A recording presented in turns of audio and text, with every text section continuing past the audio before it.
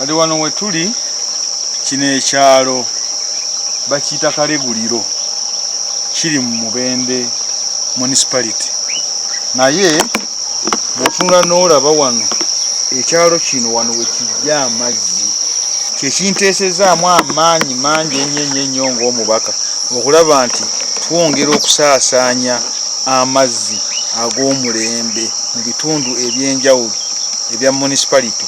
Amazzi amalungi aga taapu gye gatatuuka. Saawa eno ttiimu zaffe ziri ku ground mu kitundu kino tuli mu kugezaako okulaba nti ne wano tubateerawo oluzi olulungi ddala ekitali kidiba abantu bayinza okujja amazzi.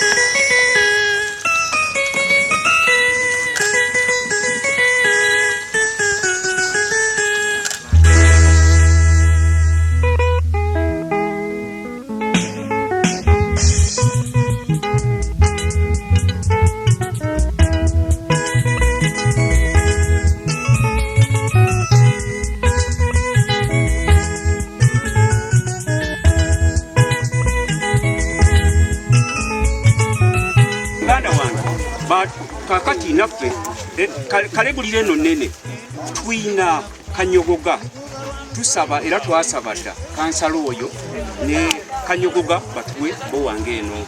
Waliwo abantu abaagaana okuwaayo ebifo byabwe simayo amazzi naye nga tewali kintu n'ekimu ddala tumwongere engalo. Naye ono n'agamba nti nyawa yennaanansi layini tugiteme layini. Abakulembeze tubeebaza bakansala bano ne ssentebe tubeebaza ffe ng'abakulembeze kambawa ekyokulabirako bw'obeera ne banno kati ng'e Kaleguliro nga temukwatagana bulungi nga temukwatagana naawe bw'ofuna ekintu olowooza kitwala walala ewali be mukola ki naye kati nayikondo zino zitulonkiiza olwaliro ziri nayikondo 8 naye Mubende municipality erina LC 75 naye nagambye tunyina okufisa nayikondo y'e Kaleguliro wali twagendawo nawo n'enfaananyi tubiina ne tulaba